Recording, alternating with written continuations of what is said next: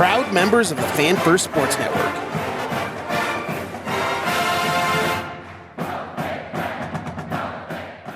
Eric Gentry had a whole bunch of concussions, so he's out for the rest of the season. He is out. He's their leading tackle for loss guy. He has the most tackles for loss on the entire team, and he hasn't even played since September. Jesus. Wow. Well, I'm looking at it. He's got 6.5 tackles for loss in 30 tackles. Is that his actual diagnosis? Bunch of concussions? Well, what I saw was he had a lot of concussions this year, so he's done for the rest of the year. It's a medical term. Yeah. Would you say he has a plethora of concussions? A plethora of concussions. 45, 40,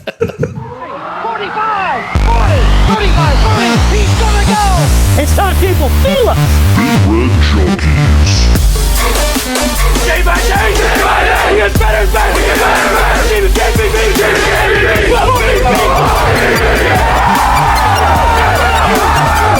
If we die, we die! Man is moving a child in that. Put him in the aisle. Bring that trophy back to Lincoln! I mean, we got this preloaded on the board, but it's just not the same when you're here. Like that's for your absence. That's what I'm saying. Like, for your absence. Yeah. Should have brought a beer. Yeah. We're previewing USC. Yeah, they would have let you in with a beer. For sure. Where are we, BJ? For sure. In case you didn't catch the last show, we were talking a little Dana Holgorsen reaction to that, but we are at Let It Fly Sports Bar West. Super excited to announce that we are partnered up with them to do some shows. This one, and then we're going to do Black Shirt Friday, a kind of a live preview show for the Iowa game on Black Friday. Starting at 4:30 out here. We'll be out in the bar. We'll have some former Huskers potentially coming through to do a little guest spot. Lee's going to be back.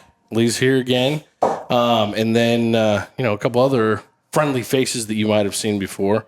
Let It Fly Sports Bar West. Let it fly downtown in the Capital District. They've got the Mike Tyson, Jake Paul fight going to be here. No cover on Friday night. They do every USC pay-per-view event. Make sure you check them out. They'll be doing that on Saturday after the game as well. But we're getting into USC. We're doing things. Tonight is about another team? Another team? What? Tonight is about another guy. It's a Bo Pelini reference. It's not even a Bo Pelini reference. I thought that was Bo. No, that was it was Thought I heard a cat in the background. I have no idea what the fuck just happened. our old AD. The athletic director Trev that Alberts? left. Huh? Trev Alberts, yeah. You And like it was cats too? God damn it. He was talking about Mickey No one Joseph. knows what it means. He's talking about I know Mickey what you're talking- Joseph. Tonight is about another guy. Yeah. I still don't know. Man, I feel... So we're gonna play USC this week. We're playing USC this week. That's what we're here to preview. I don't know who the other guys would be, but there's another guy at quarterback for them, which makes this preview a little bit harder to do. But trusty Jed here, he's always on the ins and outs on that stuff. Let's jump into that. I mean, with this quarterback change, this is the crazy thing to me. The bowl game for USC last year, everybody went fucking bananas for Miller Moss. He's the next Heisman Trophy. Blah, blah, blah. Oh, my God, USC found their quarterback. It's the greatest quarterback that's ever lived. All these things. And then week 9, Nebraska is on their bye week. USC is on their bye week. And they're dropping a quarterback. We're dropping a coordinator. I'm kind of I don't know if I would say I'm surprised, but I don't really fully understand the change at quarterback. Granted, I'm not entrenched in obviously USC football, but I don't know that he's really been playing all that bad. Yeah, they don't have the record that they wanted, but if you They played like shit in the fourth quarter, it has not had much to do with the quarterback. well, and that's one of the things. It's he's made bad decisions. He's not playing great, but it's just looking statistically, it's rivaling a lot of their all-time great quarterbacks through their first 9 starts of their career. So it's not like he's playing atrociously. It's just that they're not up to what they expected for this season. Now, maybe were their expectations a little too lofty coming into this season? Probably. But, man, I'll tell you, listening to a handful of USC podcasts over the last couple of days, they not only hate this team, but they hate Miller Moss. So like they hate Lincoln Riley. thing? They hate. I don't know. It was very weird because I mentioned this before we started recording it, how very similar these two teams are, USC and Nebraska, are right now, where there's a lot of off-field stuff going on, good or bad. That could be debatable. They have so many questions on the field. They have a head coach that calls the plays that nobody wants to have call plays anymore.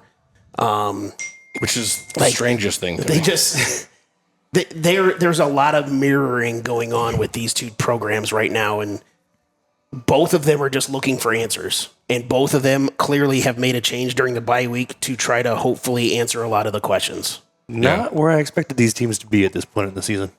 Neither team. Either one. No. I mean, I will say, at the beginning of the season when we did our season preview, I did say that I think this game between Nebraska and USC will determine which team has 8 wins and which team has 7 wins.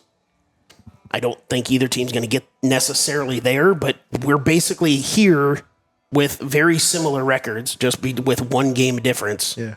And the winner of this game is going to have a drastically different outlook in their season than what they have right now.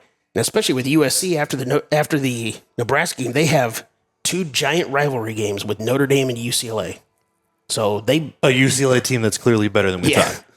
Yeah. They really need this game against Nebraska badly. I would say Nebraska is in the same boat. Nebraska needs this game too. Yes, they are. That's why I said they are very similar situations. Maybe not when you look at them play on the field. They're obviously not the same, but just the scenarios are very, very similar for both these teams. It's looked similar from a standpoint of the players don't seem to understand how to win. Yeah. Because you've got really good games against a Penn State team that you took to overtime, where Penn State, I think, was the first Big Ten team so far this season that had traveled more than two or more time zones and won a game. Yeah. And they won an overtime game out there. And we can all agree Penn State is a top 10 team easy. Oh, God, yeah. They ended up going to Michigan and losing kind of in a fluky way almost at the end of that game. You give those 2 wins back to them, and they look like a very different team at 5-1 heading into Maryland, where they ended up losing by 1 point again. It was another fourth quarter just blown meltdown. But then the Washington game was like, what the fuck? It looked a lot like what our UCLA game did, just from a standpoint of it's like, it should be on paper an overmatched opponent, and we should have just been able to come in here, exert our will, and move forward, and yet somehow we found a way to shit the bed. Well, you made the comment about how this is a team for USC that clearly just doesn't know how to win. They have had a lead in every single fourth quarter this season. Ouch. And in 3 of their 5 losses, they had a lead within the last minute. So, That doesn't sound like a Nebraska team. I don't know what to say. I was going to say the same thing. Like, we talk. Too many people bring up the close losses, the 1-score losses for Nebraska over the last handful of years. Well, this year specifically, USC is a shit show as well.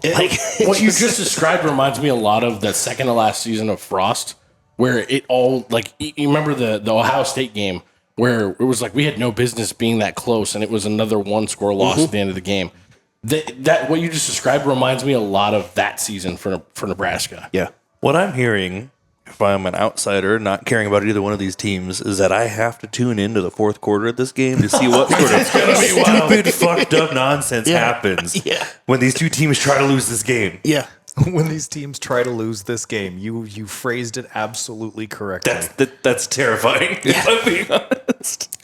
It's strange to have both of these teams in this situation and to see where USC is. I mean, even if you just pick up that Michigan win, how much differently do they look moving forward? Because at that point, you're looking, they beat Wisconsin like a drum in the second half. They were getting physically manhandled by a Big Ten team, looking like one of those, hey, welcome to the Big Ten. You just got piss pounded by Michigan's lines last week. They looked sore in the first half of the Wisconsin game, and then all of a sudden Wisconsin couldn't do shit against them in the third quarter. I feel like I've watched a lot of SC ball this year, and I didn't even realize they were only 4-5. Because they look like a better team than that just on the eye test. Yeah. Well, yeah, especially if they've been winning and you turn to another channel and they lose the game. God damn it, I missed the last minute of the game. Yeah. Fuck, what happened? Jed, when you were listening to the USC podcast, did you get the impression that they saw the Big Ten differently coming into the season versus what they got? I don't know.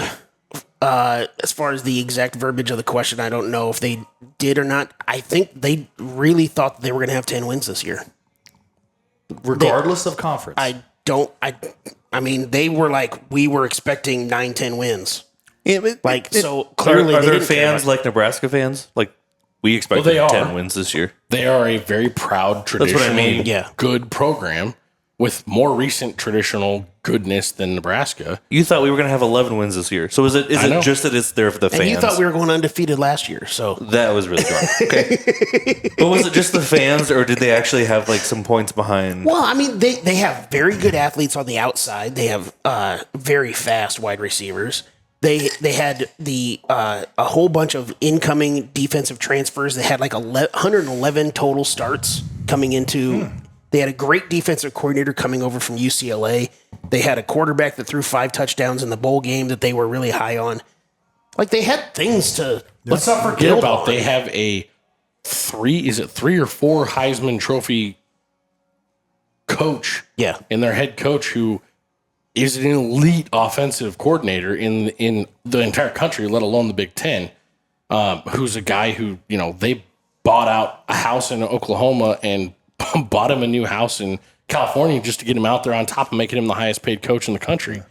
I mean, this is a guy that everybody thought there's no way he'll ever leave Oklahoma. Next thing you know, he's out in California, and now everybody hates him. It's the craziest fucking situation. And you want to talk about a bad buyout situation. They're not getting rid of him anytime soon. No. Well, USC doesn't have money right now anyway, so Well, but also, they've been broke for years. but on top of that, who are you going to bring in after that? It's kind of like the Scott Frost Coach of the Year, all that shit when he came in.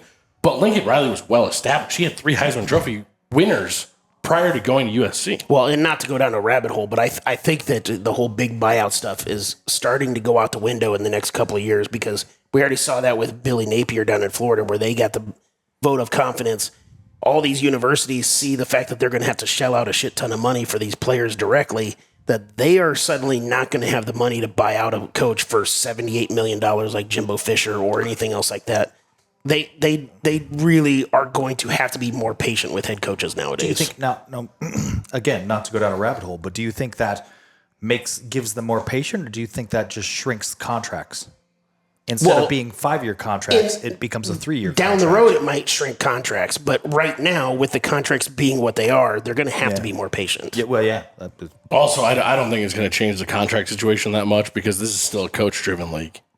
Without an elite coach, you're not going to have an elite program, period. And that elite coach is going to say, no, you have to sign me for 8 years or whatever. Yeah, That's It's true. going to be fascinating because, especially, I'm going to add on one more thing, and then we're going to get off this topic. I think you guys are all afraid to talk about this game. No, I'm not. I'm fucking not. No, we just don't want to go too far down this rabbit hole. The additional thing to add on to that is the ability to take all of your good players with you when you leave. Yeah. That is a huge, This is huge. people don't understand Cignetti. how coach-driven this league is. Yes. Kurt Cignetti is a perfect example. Yeah. And you know what?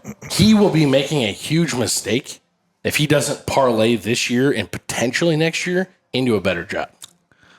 I think he sits one I think year. it depends on the I think job. he sits 1 year and he ends up in Alabama. I think he sits 1 year and he ends up in fucking Michigan. way. No, Kellen DeBoer wins a natty at Alabama in the next 3 seasons. He'll be in Michigan. He won't leave the Big Ten. He'll be in Michigan.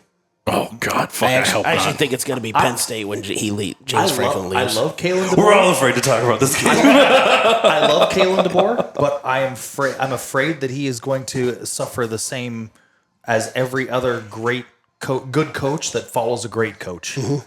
And he just gets run out because 9 wins, 10 wins, 11 wins isn't good enough. We need natties. That's not the way it is in today's college football with the playoff anymore.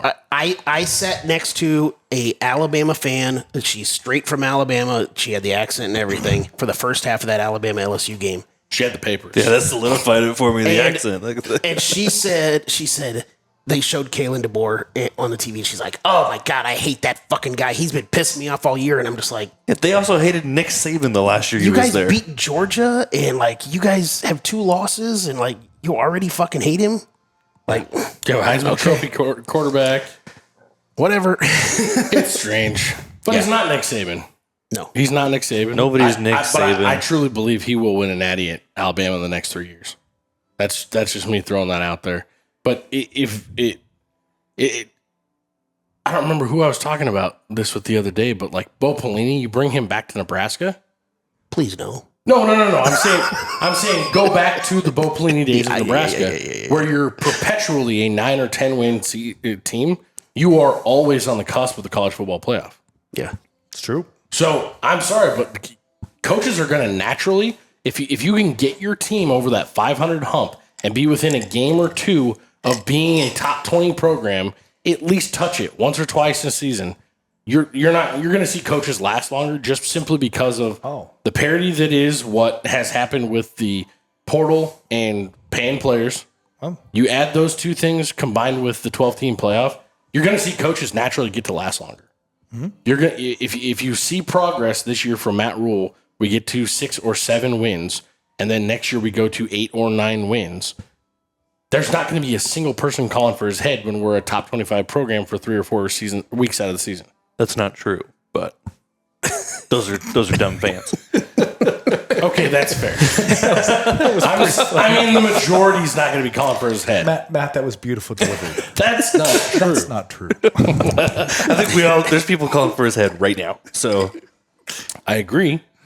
But if we remain a 5-7 team this year and the recruiting class falls apart and inevitably we will lose a bunch of people to the transfer portal because of showing no progress, that'll be a different story because by midseason next year, everybody will be asking how much Matt Rule's buyout is. And ironically, he'll still be on the buyout from the Panthers. I'm going to reel us way the fuck back I was gonna say now. I'll take the quick left turn and get us back on the road. You go ahead then. I'll just go back to the quarterback situation at USC with Jaden Maiava. Last year he played at UNLV. I say he started in 12 games. Well, he didn't start in 12 games. He played mostly in 12 games. He played in all the games, but the 3rd game of the season against Vanderbilt, he came in very quickly and he threw for like 260 yards. So I'm going to count that as one of his games. So in those 12 games, he averaged basically 250 yards a game in passing. He's much more of an RPO type guy. Not that he ran for a ton of yards, but he's mobile. He can move around. He's more athletic. Miller Moss is 6'2", 205. This Maiava kid is 6'4", 220. It was kind of weird. A lot of people talk about the flightiness of some of these players.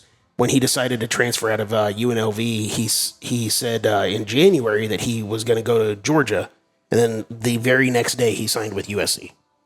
So, Wow. Yeah. Somebody made him an offer. UNLV's had a hard time with quarterbacks this last 12 months. They got better after that one, but Well, when you look at their offensive numbers on here, I mean, they're not outstanding in anything other than their passing offense was rated 2nd in the Big Ten, 13th in the country. They're averaging 291 yards. I mean, they're 5th in the Big Ten in scoring averaging 30.6 points a game. they're not terrible. They're just there. They're just there, but I think when you start to look at it, you kind of have to question, okay, why is their fan base so pissed off about this quarterback? Why did they end up having a bench quarterback when you look at their defensive numbers where they're bottom 3rd of the Big Ten in every category? Their best ranked nationally is 46, and that's just scoring. Their total pass defense is 96 in the country. Rush defense is 51st in the country. Total is 72nd. I think I have your answer. I think I have your answer. Their defense is still better than it was last year. fuck. And their offense is worse than it was last year. So even though those 2 things are so lopsided, that's why their fans are pissed off the way they are. Hey, hang on just a second. When you say their defense is better than it was last year, are we talking about this is going to be a weighted question. Last year they played in the Pac-10. This year they're playing in the Big Ten. Are they really better, or are they just playing a better style of defense for the conference they're in? Probably both. I think it's gonna be a I think combination. they're a lot better. boils down to, one of the topics coming out of that USC Michigan game was that they got tired out. They couldn't last the entire 4 quarters. Mm-hmm. They're actually a pretty good defense for 3 quarters. They also got boned by the refs. It's also talking about the whole situation of them not holding leads in the 4th quarter that they've had in every single game. Mm-hmm. So it's... And their defense was just that fucking bad last year. Oh, their defense was atrocious last year. So, their defense was like our offense last year. You had That's the number how bad 1 it was. overall pick at quarterback last year, and they won 5 games? 6 games, whatever it was. 7. Yeah, but he was in the 7 stands games. painting his nails pink for half the fucking games. Yeah, when the defense was on the field. But yeah, no, I think their defense is playing a lot better. I think their defense is better than the stats that they have. But again, they give up a lot of yards towards the end. So Yeah, that's just my reasoning behind why their fans are pissed off the way they are. Yeah. They're also as irrational as Husker fans are. Mm-hmm. So it's just one of those things. yep. And less patient because they have more stuff to do. Now, I will say, the stuff that I've seen on Twitter, at least on my Twitter, from their side, they actually seem to have a lot of respect for our fan base and for They our do, program. yeah. I've seen a been lot kinda fun. of kind words come in this direction from their side. It's been pretty cool to see. Yeah, I will let you know if that pans out on site. you're going to be there. Oh, you're I going. am. That'll be fun. I am. You just found out last week, too, didn't you? Last week, I got a text message from a high school classmate that said, "Hey, I'm going to be in LA for 2 weeks. Would you like to come out and go to the USC game with me?" And I'm like, "That's something I should do." That's awesome. So pull the trigger on a couple tickets, and It's a neat stadium. I'm looking forward to it. I've never been to LA, so I'm looking forward to it. I'll let you know if the fan base is the way they pretend to be on Even though half of them will be Nebraska I was going to fans. say, you're going to see probably 20,000 Nebraska fans out I there. look forward to seeing 20,000 Nebraska fans. What I'm really looking forward to is going, who do I know? Who do I know? Who do I know? Yeah. That should be fun. Anything else on the offensive side of the ball we need to watch out for? Lightning at wide receiver, I get that. Yeah, their wide receivers. Really fast. Yeah, honestly, I love their running back, Woody Marks. He hits the hole very quickly. Hard And hole hitter. hard, yes. Jed, how many of their wide receivers, assuming there's 3 wide receivers, how many of them are NFL quality? Deuce Robinson definitely is. He's a big motherfucker. He's 6'6", probably 220-ish.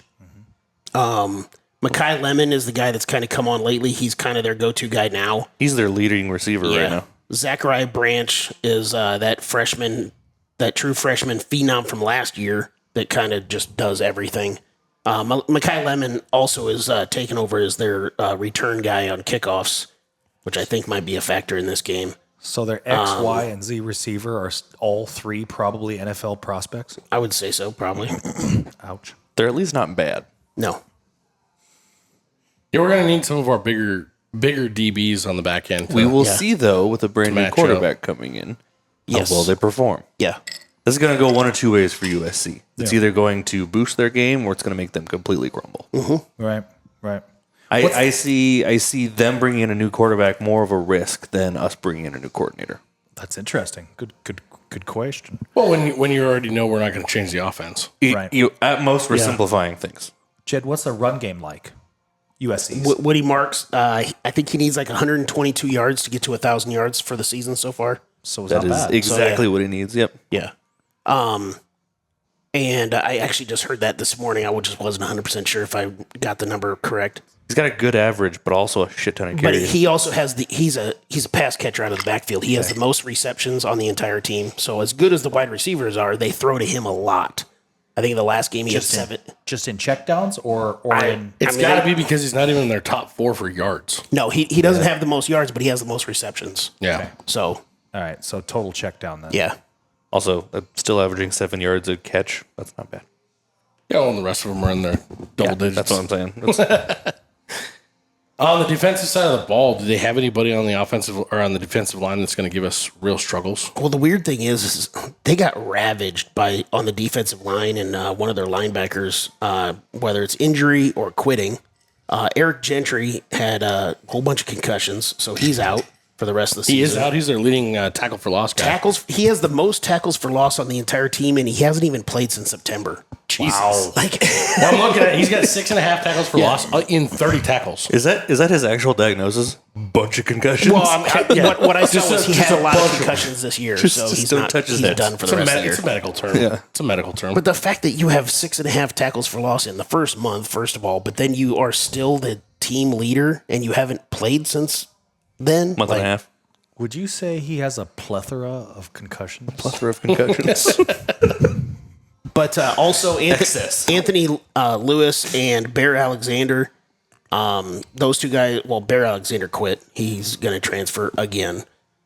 He was the stud guy that came in 2 years ago from Georgia. Yeah. That just basically wanted a big. He announced, he like, wanted a 3 big weeks. bag. Is basically what Didn't he he wanted. announce like 3 weeks into the season he was leaving? You just couldn't bear it. Yep. Not enough grinning. I Yes. got it. I'm on it.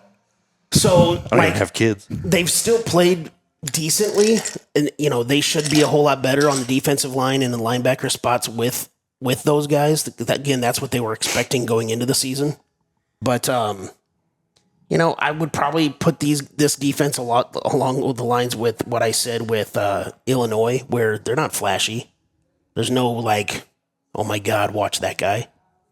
But they're effective enough Until I you get to the guess. fourth quarter. Yeah. Okay. Well, on the defensive side of the ball, one of the things they're good at is getting off the field on third downs.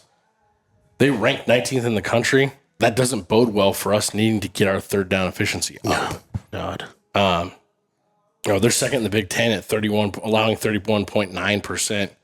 Nebraska's 7th in the Big Ten on defense, if that tells you much. Yeah, we'll see though. Like I said, you're going to see a different offense from us this week. Yeah. I think we'll do a much better job of staying on schedule. I really hope so. It'll also depend heavily on whether or not Raiola's in. I know other people do. I do not have any faith in Heinrich Harburg coming in and running the offense effectively. No. Is there a chance that he will not be playing? Yeah. Yes, Rules said he didn't practice at all last week. And Raiola didn't. Right, but I hadn't he's heard nursing anything that back. He And hadn't played, and he hadn't practiced as of the press conference. yeah, which was Monday. Now, to be fair, how much of that is the gamesmanship type stuff? They're I don't know. changing the quarterback. I don't want to let them know about our quarterback. We're running a triple option all week. Yeah. So, I don't know. I kind of think that if Raiola plays, I don't know that he lasts the entire game. If it really is as bad as what they're portraying it to be. So, I'm kind of looking at They both never gave guys a real going in anyway. diagnosis. They basically just said his back got banged Well, up. a back contusion is what they said. Yeah. That could mean 1,000. Yeah. Whatever. Back hurts. Yeah. My back hurts right So now. does mine. I'm old. It just happens. Luckily, he's like half your age. Almost literally. Anything else we need to get into before we get into the questions? I don't think so. I mean, I Jump guess on in. Do we have any other notable people out on our team this week? That we're looking at it. Everyone else is supposed to be back that's supposed to be back. That's not on season ending. What happened to the Liebentritt He's out for the season. season? Yeah. Yeah. Okay. That was announced a couple weeks ago. I did. I didn't realize it was for season. Yeah. He had surgery, I believe. So I'll just go into the questions. And by the way, the questions, I always put these up shortly after the show comes out. So check out Big Red Junkies on Twitter. You can vote on these as well. Try not to be as wrong as some of us here. That'd be me. In case you haven't been watching. The first question kind of goes to what we just talked about. How many quarterbacks for Nebraska will throw at least 5 passes? I got the number at 1.5. Of course. How many quarterbacks throw at least 5 So passes? base over under. 1.5 quarterbacks throwing at least 5 passes for Nebraska. So, quick before we answer that question, who thinks Raiola starts? I do. I think he starts. I'm not confident, but I think he might start. If he's in, he's in. So if he starts, he's going to be the guy. If he doesn't start, he's not going to be in the whole game. So I'm taking it. Okay. I think that's where I'm going to. I do think that if I'm less if confident Harburg about my pick now. if it's not Raiola starting, I think that there's a 50-50 chance that we see Danny Kaelin run out there on the first series. No, he will not be. You sound weird. Christ. Throwing it out there. You are so like hard There's up no- for Caleb to There's play no one burning red fucking shirts snap. right now. Jesus. There's no burning red shirts anymore. I got the under. Yeah, cool, but Okay, under. Any specific reason why? I think if Heinrich is the starter, He plays the because game. He plays the game. Yeah. And I don't think I'm with you there. I don't I think it'll be him and Danny Kaelin. Shut the fuck up about Danny Kaelin. Kaelin's getting in the game. Shut the That's fuck still up. two. No. If it's Heinrich and Danny, then that's still two. no, not just playing. I He has know, to I throw know. at least Five 5 passes. passes. But if Danny comes in, we're throwing passes. True. You guys are focused on the wrong quarterbacks. If Raiola starts Yeah, the game, that's all he I'm plays the focusing on. game. He's playing. That's If he what- doesn't that's start why the I'm going game, under. he's not. They're not going to put him in there if he's not healthy enough to play the whole game. But I think that he might get hit and then re-aggravate it, and then Heinrich will come Sure, in. but if it's still that day to day, don't put him in there. you said under, right? Yeah, I also think from just his leadership on the team style of things, he can't go try and trot out there and then Get injured let and him back immediately to go the out sideline again. again. He's got to go and he's got to play the whole thing if he's going to go. That is 100% on the coaches. If he's not good to go, don't put him out there. I'm not saying it's going to be on hit. If you get hit a certain way from a blindside hit or something else like that on your back, that can you happen. might get hurt again. Like That can it's- happen with it's not anything. gonna be somebody's He could fault. stub his It's just- toe the wrong way and Yeah. be out for a while. You're correct.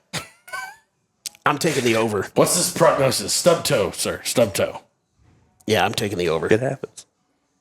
Because I think if Raiola plays, I don't think he finishes the game. Yikes. Question number 2, sacks by Nebraska, 2.5. Nebraska has not had more than 2 sacks since the Rutgers game, and USC has only allowed 10 sacks all year.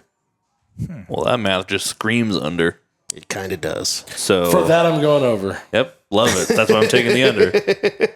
I love it when he just does things to spite. Well, you said that to make him go over. Or, Yeah, No, I would never do that. I would never. I'm bucking a trend. That's what I'm would doing. No one knows what it means. I'm bucking a trend. That's what I'm doing. I'm thinking over as well. Not just because BJ said it, but well, if BJ said it, definitely don't go with that. That's a tough thing right there. Take the over. I know. I think our defensive line is going to be if they're so pass heavy, which I assume them to be, they're going to want to get those guys deep, and they're going to give us more time to get in on things. The only thing I will say that's in favor of the over here is the new quarterback. I would say Unless- that favors unless the he won under that. I because was gonna say. he's a mobile guy. I'll say unless he won that job because he is more efficient. I'm just, but He the won fact that guy it's because somebody transferred. Miller Moss transferred. No, he No, didn't. he said he's going in the portal after he got benched. Oh, really? Yeah. Oh, I didn't know. Oh that. no, this was a result of. Oh, I didn't know that. No, he didn't say that. A reporter said that he's going to go in the portal and go to Michigan, which isn't true. But he will go to the portal by the end of the year. So he's not in the portal right now? No. Oh. Didn't know that. Thought he was in. Yeah, I'm going with the under on the sacks. It's just on the what? the sacks at 2.5. Yeah. I like it. I'm going under the sack. I like it. Get under the sack, man. I'm winning all my points back this week. 2.5 Yeah. this year. Question number 3, red zone scoring percentage for Nebraska. Obviously, this has been one of the big problems. Under. Nebraska. Yep. It turns out he said it at 0. Nebraska. Fuck one way or the other. Duly here. score from the red zone. What I'm about to say isn't actually the red zone, but it just shows in the fact of how tough it is for us to score. We are one of the top 5% teams to get inside the opponent's 40-yard line. We're also bottom 5% in scoring inside the opponent's 40-yard line. But Nebraska averages 72% scoring. They have not gone above 75% since Rutgers. USC allows 84%. So I'm basically gauging it off of the 75%. I'm going to go 76% red zone scoring for Nebraska. And you already said under. I did. You know what? We have more confidence in our kicking game than we did before. Do we? I think we do. From one game? After you missed that I extra think we point, do. I Yeah, then he questioned. goes and misses an extra point the next week. I'm taking the over. Okay. I love your confidence. I don't. I'm actually going to go with the over as well. Oh shit! Just simply because of how I think this game is going to go. So I'm going over on that. Nebraska, like you already pointed out, Jed. Nebraska's 126 in the country on red zone offense, and the thing is, red zone defense, USC is a nice in the country. They're 69th in the country. They're not that good at holding them out either. I think it's going to be one of those things where this will be where the Dana Holgorsen stop getting so fancy deep in the red zone is going to come into play, and you don't have to prove yourself as an offensive coordinator if you're Dana Holgorsen, which means you don't have to get cute, you don't have to get fancy, you don't have to bring in two giant defensive linemen to load up the right side and then have a guy jump over the middle and not use them. Just to jump over top for no fucking reason. It's just, I think you're going to see some of the cutesy shit just gone. That's going to be the biggest difference this week. That's why I think red zone's going to be more efficient. I'm going with the under just because if it's 3 out of 4, that's 75%. So I'm going to go with the under. Question number 4, USC running back Woody Marks, total yards. He averages 126 per game. And like we said before, he has the most receptions on the team as a running back. He averages 126 per game, but obviously with our defense being pretty good against the run, I'm going to put his total yards at 99.5. Will he get to 100? And he averages 97.5 on the ground. Yeah.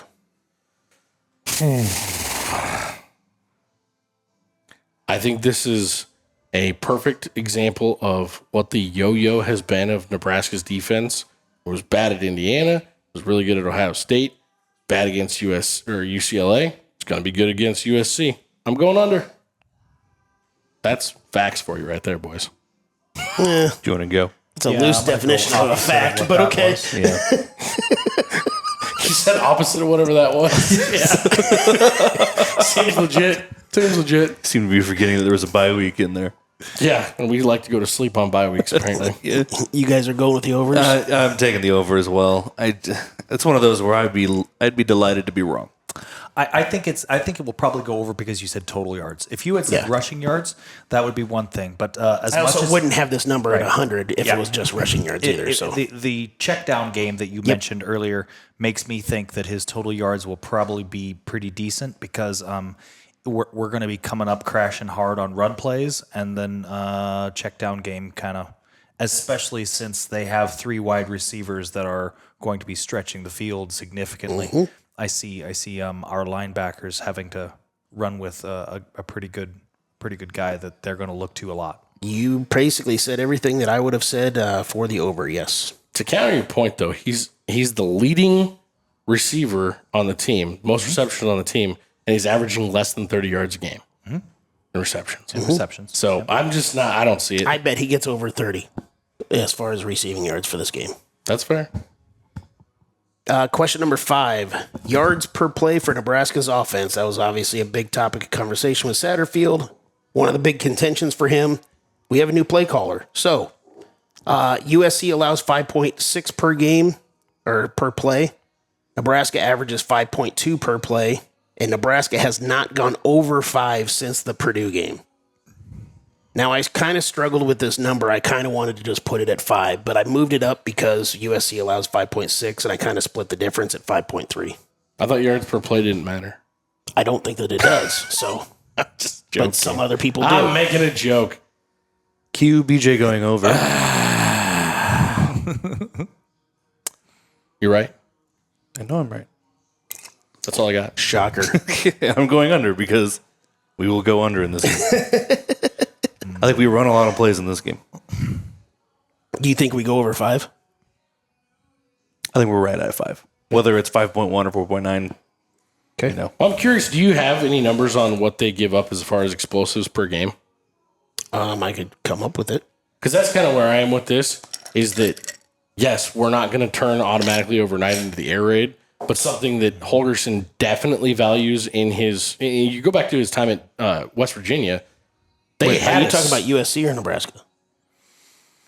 Explosive plays. I'm talking about Nebraska. He's talking about USC giving up explosive plays if you have numbers on that. Yep.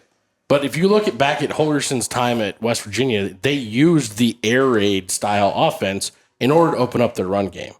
I think that's one of the biggest things that we talked about prior to last week is that we weren't stretching the field whatsoever, and they were able to load up on us regardless because we weren't throwing the ball past 15 yards. Holgorsen's had this Barely offense throwing for the ball past time. 5 days. I know It's that not going to be a Holgorsen offense at all. Again, the offense is still there. Those plays have been there. They just haven't been being called. The concepts are still the same. Yeah, we're not changing the offense conceptually this season. You're going to see the calls that are being made adjusted. Mm-hmm. And just like they were last week, we stretched the field more last week, and it was effective for us. Yeah. And it was especially effective when we decided to hammer them with the run and then throw it over top. Mm-hmm. We only did that for one fucking possession in the whole game, but it was effective. So USC defensively is 12th in the Big Ten for most, or fewest, I guess it would be, 10-yard plays. They are tied for 4th in the Big Ten for fewest 20-yard plays. So they don't give up a ton of explosives. No. Fuck. I mean, they give a lot of 10-yard plays, but not 20-yard plays. I'm still going over. Okay. Just because. I'm going for that record for lowest score. We're playing golf, right? Sure. Lee, what do you got for 5.3? Right on all of his I want to picks. go over because I'm still a fan, and then that is balanced with Not being an idiot. Reality. BJ. It's weird. There's an echo in the room. This room is pretty echoey. It is. I want to go over. I'm going to take the over on this one just because I feel like there's going to be a lot less plays that are losses as opposed to what we have seen in the past, and that ups the yards per play quite a bit because I think we're going to get the ball out faster. That's one of Holgorsen's key aspects in his offense is get the ball out fast. And if you get the ball out fast, you have less sacks, less losses per play, et cetera, et cetera, et cetera. They also aren't averaging a ton of tackles for loss or sacks. So that plays into your theory there. Yep. There's a big part of me that wants to do the under for obvious reasons. But if I'm going off of the basis of taking the over on quarterbacks that are going to throw more than 5 passes, assuming Heinrich Haarberg is going to be playing, I think he's going to be able to run the ball, which means bigger plays.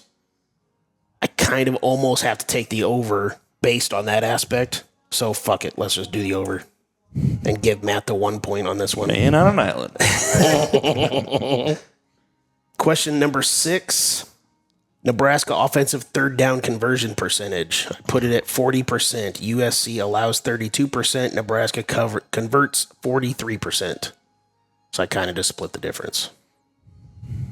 40% third down conversion percentage for Nebraska's offense.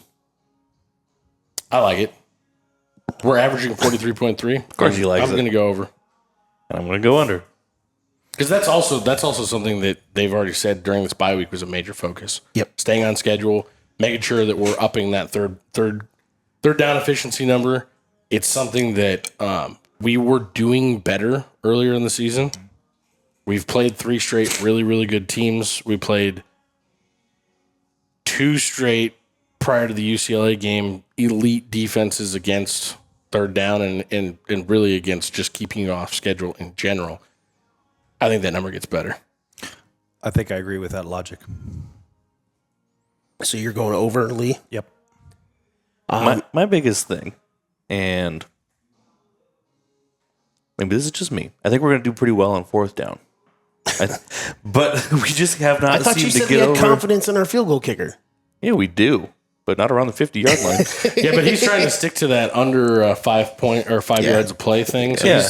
he's really thinking we stretch those first downs Yeah, out. like I said, I think we're going to have a lot of offensive plays in this game. I bet we manage the clock pretty well. And so we'll probably have 3rd and 1 and go for it a few times. I'm actually going to go with the over on the 40% because we've gone over 40% in 2 of our last 3 games.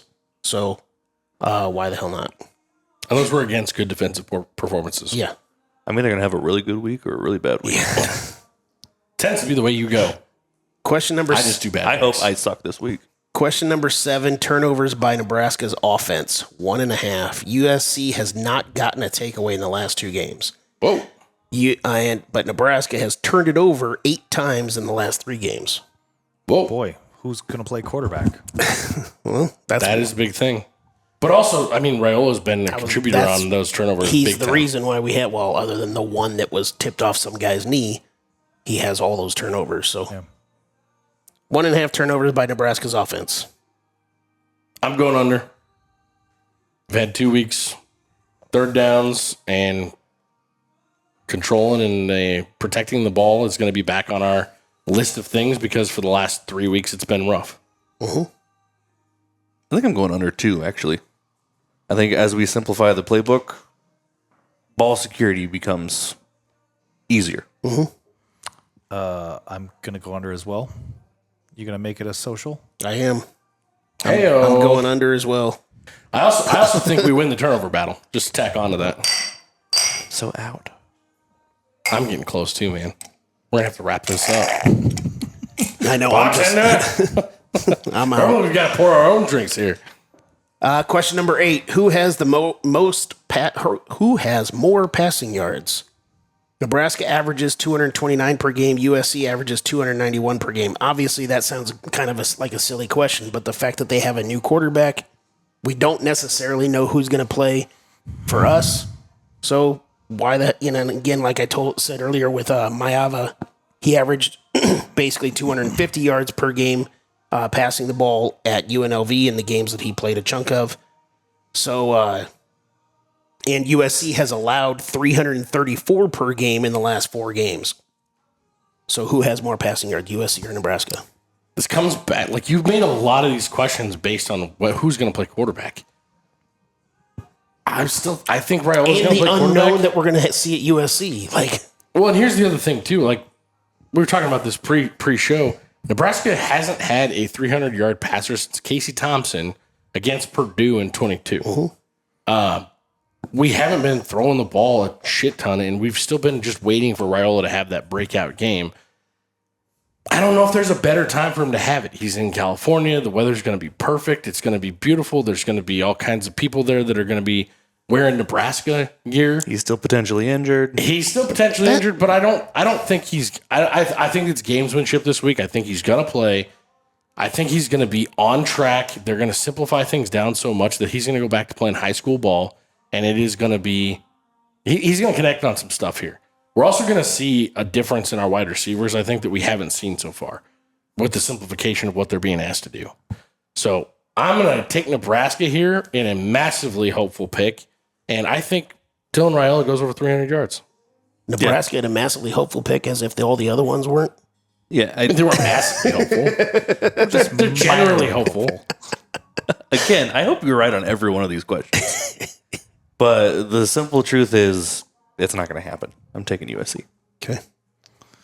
You called me a liar a lot tonight. Well, not that I think you're a liar. I just think you're wrong. There's a difference there. There's a difference there. I know. You got to remember that the receivers that USC has. They're Supposedly, good. we had receivers coming into the season too. Yeah. Well, Yes, but they've what have we outperformed seen of ours. that? Is my point. You're right. Yeah, I'm probably going to take USC as well. But you say that, I say that, and it sounds like I'm saying we're going to get outplayed, and I don't think so. I think they'll get their passing yards. I don't think they're going to get their rushing yards, and I think we'll still end up pulling the game out. But I don't think it's going to be via. I don't think they're going to score via the pass. I think they'll get yards via the pass. I could definitely see that. But they're going to get plays. Yeah, That's fair. Yep. Yeah, I kind of have to go with USC. Just, I think they're going to be more consistent. Than I they will understand be. there's a lot of moving variables, but the math right now is outrageous. Like, I do think. 290 to 220. Well, yeah, that is, but that's also with Miller Moss. I get and it. a much different offense that they're get going to it. try to, it's Well, it makes me think of when maybe What's not his much name? different offense, but you know what I mean. it makes me think of what's his name. The Jalen Hurts went from Alabama to Oklahoma, and how it took 2, 3, 4 weeks for them to really get an offense figured out that worked for him, and he was more of a mobile style quarterback. Is this similar to that? Is Maeva similar to what Jalen Hurts was? Jalen Hurts is a different animal. I mean, I can't sit here and say that he's a Jalen Hurts type guy, but Also, is Maeva, did he just get there or has he been there all season? He's been there all season. Yeah. That's what I mean. And another thing that I heard on the USC podcast is one of the reasons, because there was been a lot of fans that wanted Miller Moss benched a long time ago, which, again, super fucking weird, but whatever. But what this guy said was that Maeva wasn't playing because he didn't know the playbook well enough. Lincoln Riley didn't trust him to know completely all the plays and all that stuff. So That's fine. The reason I asked that question is... again, possible scenario of a simplified offense and everything else. It took Jalen Hurts a little bit to establish that because he was the starting quarterback. This guy has been on the team throwing to these guys in practice all year long. Yeah. There's not that rapport that he has to build with them. It's already there. Yeah, I'm going with USC as well. Question number 9, total pressures by Nebraska's defense, according to Pro Football Focus. I've got the number at 15. USC allows 12.8 per game, 8 per game in the last 3 games. Nebraska averages 17 per game, and they've had 11 per game in the last 3 games. So I split the difference on the averages for the entire season and put it at 15 for Nebraska pressures on Nebraska's defense. By the way, Nebraska had 29 against Rutgers. Holy buckets. Yeah. That's a lot. What do we know about USC's offensive line? The right side's not very good, according to the USC podcast. But So James Williams might have a big day. maybe. Your boy. Maybe. Your boy. I hope Your so. man crush. Because he's been on a milk carton since the Rutgers game, so I don't know. There's a couple reasons for that. Yeah, no, I know. They're focusing on him now. Yeah, I get it. But No, that's not the reason. And then, mind you, I'm just picking out again with one play, but there was a play that was it Ohio State's quarterback ran outside the end and ran for like 40 yards on us. well, the UCLA No, that was guy did. UCLA. That was the longest run of the game. You're saying he just has a hard time maintaining an edge? No, he didn't. He not only didn't maintain the edge, he spun inside. Well, he's not And a it was he's not a run guy. He's just a pass rusher. So yeah. I know, but he's still got his gap. Yeah. And that was like okay, Yeah. Mr. Williams. He's a raw dude too. Yeah. He was And- not a and polished that's- figure at all coming into last season. And that's the way it is. But there's Kid's a motor. That's why he's in the game. Absolutely. Yep. Like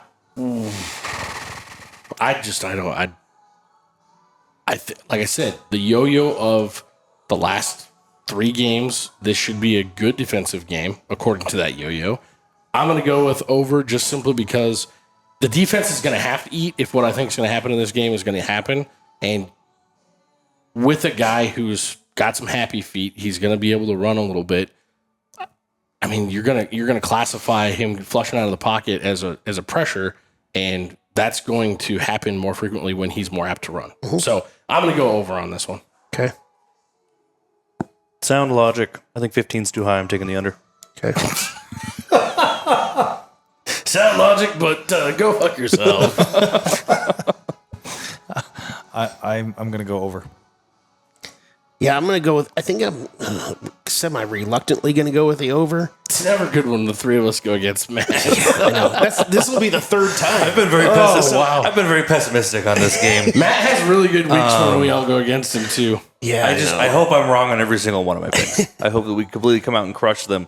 We're in USC. I don't expect this game to be as good as you guys think just because the weather's beautiful. Nah, screw that. I'm going with the under just because I don't want to give Matt his one solo point for the 3rd fucking time today. I hope I drag you down and we have 30 That's fine. pressures on the game. I agree. My final question number 10, Nebraska rushing yards. 129 and a half. USC allows 133 per game. Nebraska gains 124 per game. USC has not allowed over 130 in the last 4 games, and Nebraska has not gone over 130 in the last 4 games. So I put it at 130. Math. Under. I'm taking the over just simply because I think we are going to focus on running the ball a little bit more in the way that I just described about opening it up over the top. And Holgorsen's going to get that done. That's going to be one of the easiest things to point at this week for this offense to say, hey, this was an improvement over what we've seen so far this year. This might be the easiest under of the week. Okay. Wow. I don't see us running that well this week. Man, that hurts me because Unless Harburg starts, in which case we're going to blow this out of the water. That's why I'm taking the over, because I'm expecting Harburg to play a significant amount. I don't know how much that is, but I expect him to play. So that's why I'm going to take the over on 130. I'm going to take the over partially for that. But the other part is I think that Holgorsen will do a little better job at knowing flow of the game and when to call a run and when to stick with a run and Maybe when to stick with a running back. right. Jesus. Well, Well, now that's going to be a question about his style, right? Because we talked about this in that it seemed like anytime they talked about player packages, things like that, it seemed like Satterfield had nothing to do with the players that were actually going to be on the field for his plays. It had all to do with that position coach, that room coach deciding who was going out based on the play call. I don't like that. I think you need to call the plays based on a standard set of offensive players that you're going to expect to be out there. Because if you don't know who's hot, like if you're just going solely based off of, hey, this is play this is my guy. This is what he's been running great in practice, but Dante Dowdell has been shit in the bed all week or all game, and he's not hot at all. Why do we keep running him out there? Yeah. Emmett Johnson's hot. Ramir Johnson's hot. Why don't we run him back out there, even though he doesn't normally run this play best? Does Dana Holgorsen have more of an old school head coaching style way of going about things where you don't have a bazillion position coaches that are in charge of those things? Or is it still going to be the way it was? That's a big question. Yep. We'll see a lot more after this game to understand how. I hope it goes the way Jed just said and stick with some fucking guys. Well, that was my last question, but again, Matt was the only one to take a certain side on that one, so we might be fucked. Damn. So it would have been 5? It would have been half the fucking questions? Yeah, something like that. Wow. All I'm saying is I hope I have an awful week. Yeah. So I have You an awful, normally don't when if you're I opposite have an of us. awful week, our team did an amazing job. That's true. The analytics in Vegas don't think that's going to be the case. This game opened up at USC minus 9.5. It's currently at 9 even, with an over-under that's sitting steady at 50.5. I think that 50.5 number is interesting, and I think it's taking a lot away from new quarterback, new offensive coordinator. It's taking those things and the uncertainties and factoring that in. That seems like an easy over to me this week in some very nice game time weather, 65 degrees at 3 o'clock in the Coliseum out there in L.A. ESPN Analytics has us as only a 17.9% chance to win this game. ESPN Analytics has been all over the fucking map this year. I think if you remember preseason, we had somewhere in the neighborhood of like a 47% chance to win this game. So you're telling me that their math changes week to week based on how we play? It absolutely does. Weird. So weird. Fucking wild. USC. And then you said, I don't know if you remember from the beginning of the year about this game in week 10. No, I don't fucking remember that. Because I didn't care what their numbers said about a game in week 10 that they didn't know what the hell was going to happen. But anyway. I'll tell you this much right now. I think that laying 9 points to Nebraska is a crazy, crazy easy bet to take Nebraska on. I don't know if you guys could have guessed it with my picks or not, but I am going to take Nebraska to win this game outright. It didn't matter about your picks. We knew where you were going. Yeah, that's where I am, and I'm You going could have not been here, and I could have spoken for you on your picks. and I'm going this to week. take the over on that. Shocked. Lee, where you got? I am going to. I think I will take the under, but I'll take Nebraska. The under. Huh? You think it's under. going to be a defensive game? I do. I think Slow paced. I wouldn't necessarily say slow paced, but we've got two effectively. I assume Heinrich is going to be the one that plays the majority of the game, and I think that it's going to be a running quarterback game, and I think it's going to be around the 24-21 area. And you think Nebraska wins? Yes. Okay. Nice. Jed, what do you think? I have no fucking clue what to do with this game. There's so many changes on both teams.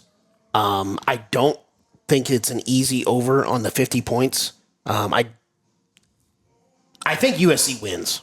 I don't know a scenario really where and I think it's going to be close, but I don't think that we are able to pull this game out with all the changes that we are going to have. I know we're not going to have a drastically different offense, but still having a different voice in there is going to be a big deal for game one. I think it's going to be drastically different for Wisconsin, but we'll get there when we get to Wisconsin. USC plays really bad on the road. They play really good at home. And this game's at USC. I just don't see us winning this game. Like Matt's been saying this whole time, I hope to God I'm wrong. If I had to pick an over-under on the total, I'd take the under as well. What about that spread? -9 USC. USC, again, has had a lead in every game, and when they lose, they also have a lead within the last minute. It's not going to be 9 points. I don't see a scenario where... So you're taking Nebraska with the points. Yeah, I don't see a scenario where they win by 10 points or more. But I think USC wins this game. And as the last pick, you guys are going to really fucking hate me on this, but I'm taking USC with the points. Oh. I'm taking USC with the points because we're coming off a bye week. And what did we do the last time we came off a bye week? Also, what do we do on the road? Yeah, we had so much shit in our pants by the time we got done in Indiana. Well, you're not wrong. That's why I'm taking USC with the points, and I'm taking probably the under. Ouch. We're all over the map on this one, guys. Yeah. That's because nobody knows what to fucking expect from this game. Exactly. Exactly. I have no or clue. this team. And in general. one thing we know for sure is that we have no fucking idea, but we have football back on Saturday. Thank God. Fuck yes. And this may be the most unbelievable night in Cornhusker football history.